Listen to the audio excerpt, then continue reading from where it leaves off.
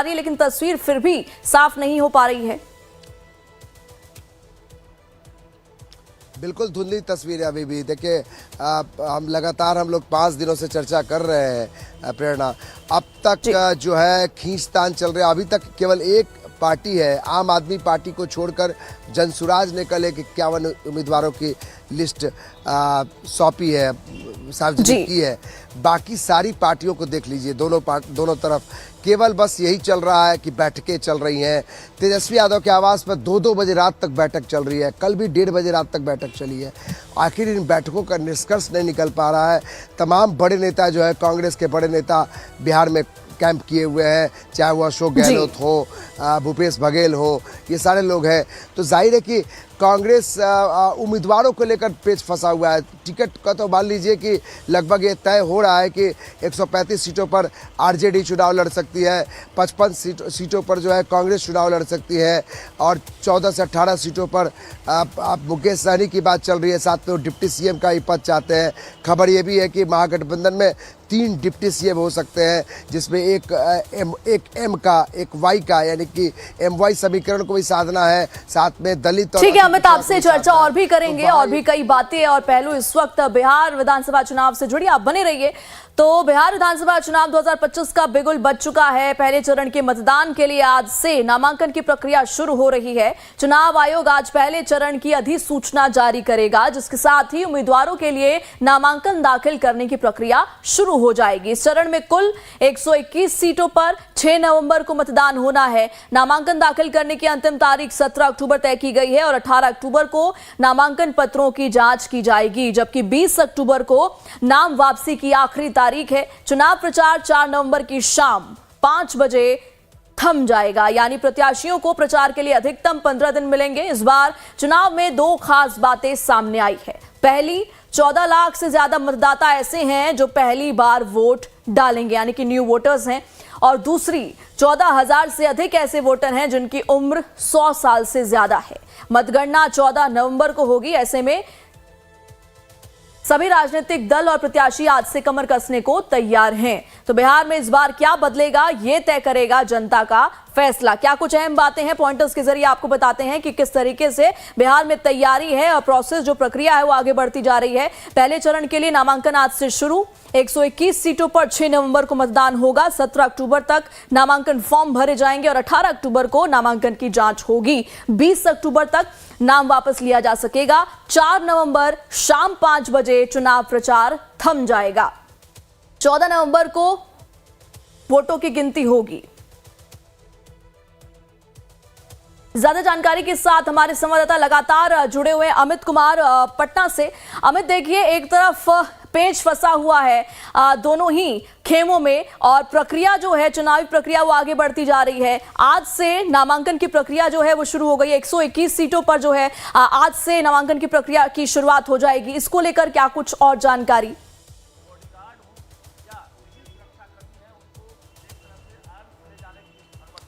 बिल्कुल प्रेरणा, जिस जगह पे हमारी मौजूदगी है, यहाँ से कुछ मिनटों बाद 11 बजे तमाम नामांकन की प्रक्रिया शुरू हो जाएगी। मेरे पीछे देखिए, यहाँ पे जो अधिकारी यहाँ पहुँचने शुरू हो गए हैं। पुलिस का भी यहाँ, पुलिस के जवान भी यहाँ पर हैं। तो ये तस्वीरें हैं आपको कलेक्ट्रेट की और समाहरणालय की, और यहाँ पर अगले कुछ मिनटों बाद जो है तमाम जो उम्मीदवार होंगे, चूँकि अभी तक सीटों का फाइनल नहीं हुआ है प्रेरणा, जो बड़ी पार्टियां हैं या गठबंधन की पार्टियां हैं, तो वहाँ पे अभी भी पेच फंसा हुआ है। तो अभी जो उम्मीद की जा सकती है, जो निर्दलीय उम्मीदवार होंगे, यहाँ पटना के बांकीपुर, दीघा, कुम्हरार जो है, जो विधानसभा क्षेत्र है, उनके शहरी इलाके के वहाँ के लोग यहाँ नामांकन करने आएंगे। तो ये तस्वीर जो है वो हम आपको कलेक्ट्रेट की दिखा रहे हैं, जहाँ पर अगले कुछ मिनटों बाद यहाँ उम्मीदवार जो है, जो निर्दलीय उम्मीदवार हो या फिर जो जिनकी घोषणा हो गई है, जैसे जनसुराज पार्टी है, आम आदमी पार्टी है, तो इनके उम्मीदवार जो है, प्रत्याशी जो पटना के हैं वो यहाँ पे नॉमिनेशन करने आएंगे। फिर से वही बात हम कह रहे हैं कि नॉमिनेशन की प्रक्रिया तो आज से शुरू हो गई, लेकिन ये ऐसा वक्त है जब दोनों ही गठबंधन, जो बड़े गठबंधन है एनडीए और महागठबंधन है, दोनों ही खेमे में अब तक सीटों का फाइनल नहीं हुआ है, अब तक बंटवारा सीटों का नहीं हुआ है।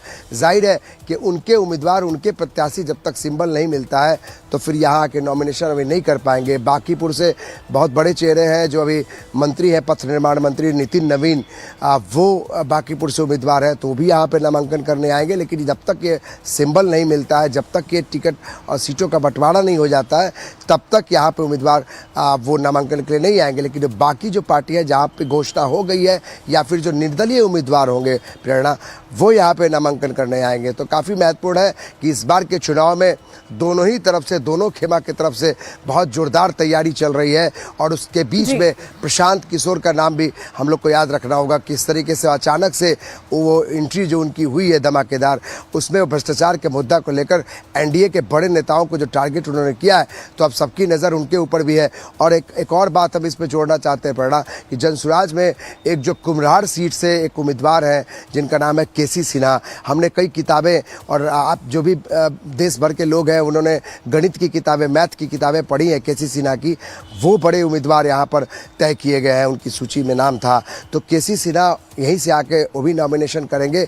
लेकिन अभी सबसे ज़रूरी है कि जो बड़ी पार्टियां हैं, जो बड़े चेहरे हैं, वो जब तक सीटों का बंटवारा या सिंबल उन्हें नहीं मिलता है, अमित, हमने तो अभी तक बात की थी एनडीए की, आपसे मैं चर्चा करूंगी कि आरजेडी और महागठबंधन में इस वक्त क्या कुछ चल रहा है, वापस लौटूंगी। और इस बीच अपने दर्शकों को बता दें कि बिहार विधानसभा चुनाव को लेकर महागठबंधन में अब भी सीटों का पेंच फंसा हुआ है, ठीक उसी तरीके से जो तस्वीर इस वक्त एनडीए से सामने निकल करके आ रही है। इस बीच आज राष्ट्रीय जनता दल में सियासी हलचल तेज है। पार्टी में लगातार बैठकों का दौर जारी है और उम्मीदवारों के चयन को लेकर आज दिन भर मंथन चलेगा। आज दोपहर 12 बजे आरजेडी के राज्य संसदीय बोर्ड की बैठक होगी, जहां पहले चरण के उम्मीदवारों के नामों पर चर्चा की जाएगी। इसके बाद दोपहर 3 बजे आरजेडी के केंद्रीय संसदीय बोर्ड की अहम बैठक बुलाई गई है। इस बैठक की अध्यक्षता खुद पार्टी के राष्ट्रीय अध्यक्ष लालू प्रसाद यादव करेंगे।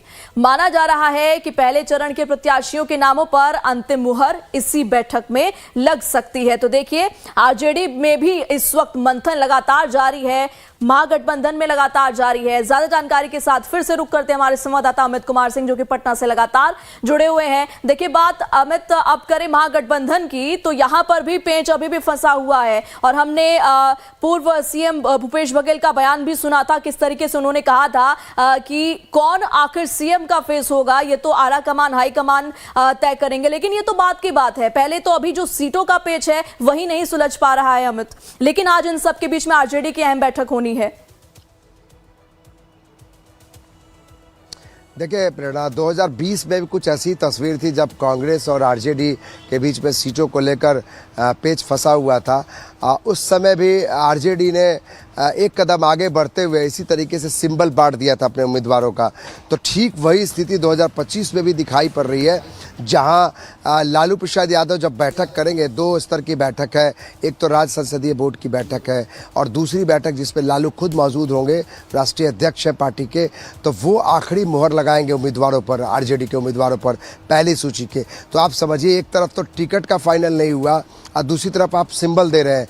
तो ऐसी स्थिति है महागठबंधन के भीतर कि सीटों का फाइनल नहीं है। लेकिन आज जब आरजेडी के नेता बैठेंगे, लालू प्रसाद बैठेंगे, तो वहाँ पे जिन उम्मीदवारों को ये तय हो चुका कि इन उम्मीदवारों को इस बार 2025 के चुनाव में प्रत्याशी बनना है, तो उन्हें सिंबल दे दिया जाएगा देर शाम तक। तो ये एक जो आरजेडी है वहाँ मैराथन बैठक है और उम्मीद ये की जा रही है कि जो कांग्रेस के साथ साथ बाकी जो गठबंधन की पार्टियां हैं उन्हें भी सही तरीके से इसमें ऑबलाइज कर दिया जाए। जो जानकारी लाइफ टाइम्स के पास है सूत्रों के हवाले से, तकरीबन 135 सीट पर बात लगभग बन गई है कि आरजेडी 135 सीट पर चुनाव लड़ेगी, पिछले बार से 8 सीट कम रहेगी। और कांग्रेस जो है 55 सीट पर 55 सीट पर बात लगभग बन गई है। हालांकि इसका आधिकारिक घोषणा अभी तक होना बाकी है। इसके अलावा 14 से 18 सीट पर पेच जो फंसा हुआ है, मुकेश सहनी को लेकर पेच फंसा है। मुकेश सहनी ने डिप्टी सीएम, हम अपने ही चैनल पर लाइव टाइम्स पर उन्होंने घोषणा की कि मुझे डिप्टी सीएम बनना है और हम जिधर रहते हैं उधर सरकार बनती है। तो जाहिर है कि जो आपको जो मुकेश सहनी है, मुकेश सहनी जी। एक डिप्टी सीएम का पद चाहते हैं और साथ में 14 से 18 सीट के बीच में मामला फंसा। इसके अलावा लेफ्ट की जो पार्टियां हैं वो 35 सीटों पर उन्हें समझौता करना पड़ेगा, जैसे आरजेडी के सोर्स बता रहे हैं। प्रेरणा, ठीक है अमित, मैं वापस लौटूंगी।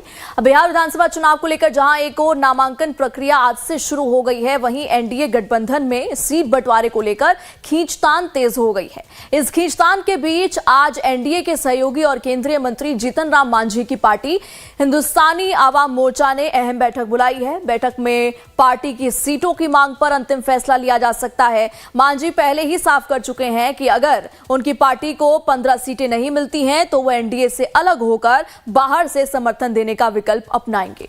पार्टी सूत्रों की माने तो मांझी और उनकी कोर टीम आज इस मुद्दे पर रणनीति तय करेगी। एनडीए के भीतर इस बयान के बाद हलचल और भी ज्यादा बढ़ गई है। तो देखिए किस तरीके से एक तरफ चिराग पासवान है, फिर जीतन राम मांझी है और आज जीतन राम मांझी ने अहम बैठक बुलाई है। ज्यादा जानकारी के लिए रुक करते हैं संवाददाता अमित कुमार सिंह का। अमित, देखिए बात जीतन राम मांझी की जाए तो आज अहम बैठक वो भी करने वाले हैं। उनकी अपनी मांग है कि हम 15 सीट चाहते हैं, इससे कम पे हम नहीं मांगेंगे। अगर ऐसा होता है तो उनकी अपनी शर्तें हैं। इसे किस तरीके से देखा जाए, ये अब कितनी बड़े गले की फांस बन रही है एनडीए के लिए? देखिए लगातार इस तरह की जो बैठकें चल रही हैं, दरअसल ये दबाव की राजनीति है, प्रेशर पॉलिटिक्स है। सीटों पर अपने दबाव बढ़ाने के लिए ज़्यादा से ज़्यादा सीटें मिले, इसलिए ऐसी बैठकें प्रेरणा चलती है। और कल भी जो आपात बैठक बुलाई गई थी जो चिराग पासवान की पार्टी लोजपा रामविलास की तरफ से, उस बैठक का निष्कर्ष क्या निकला? बेसिकली ये प्रेशर बनाने का, एक दबाव बनाने का बड़ी पार्टियों पर, बीजेपी और जेडीयू पर, कि हम ज़्यादा से ज़्यादा सीटें ले सकें।